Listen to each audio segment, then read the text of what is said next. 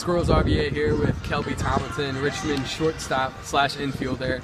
Last night, Kelby had the walk-off bunt single to drive home the winning run, the 14th inning. Kelby, talk about that.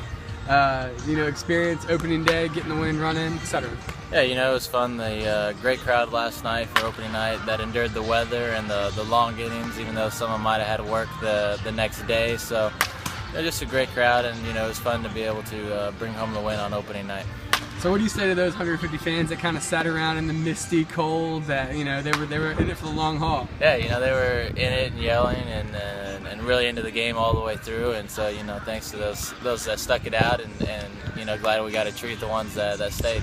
All right, so take us through the play again. I know last night you had said that it was kind of the last second thought to lay down the bunt. Yeah, earlier in the game I thought about doing it, but there's two guys in scoring position and we were down two, so I ended up going for the hit and struck out. So I was like, let's just kind of ran through my mind right at the last second. Hey, let's just get it down, and we can get this run in pretty easy if we execute a bunt. And I've spent a lot of time working on the bunts in spring training, so I knew that I was comfortable in using that tool to try and win the game.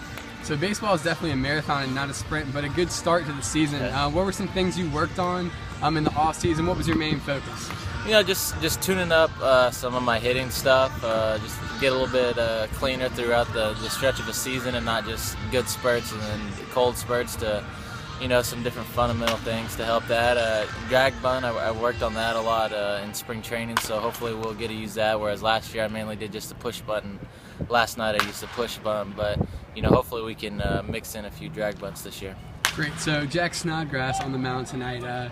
There's been a term coined called Snodgrassing, just based off his pitching style, the fact that he keeps it low, gets lots of ground balls. What's it like playing defense behind a guy like that who's pitched very well in the Eastern League over the last 2 seasons? Yeah, I was just thinking when we were having batting practice that Snodgrass is pitching, so that means I'm probably going to get a lot of ground balls. He does a good job of sinking it and just a great job of missing barrels. I've played defense behind him a couple times in spring training, and it's just like nobody could hit him hard. So it's fun to be behind a guy that works good, works to locations, and throws really well and mixes up his pitches and keeps guys off balance to get a good mix of ground balls in there for everyone.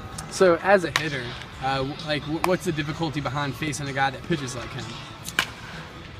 You just got to stay within your approach. He's going to be around the zone a lot, so you got to still look for a pitch to drive, whereas some guys that throw a little bit harder might miss a lot more off the plate. He's going to throw some that are really close that you can hit, but you're not going to be able to hit hard, so you got to be really disciplined to lay off those pitches that even though you can hit them, if you're not going to hit it hard, you got to try and lay off of them.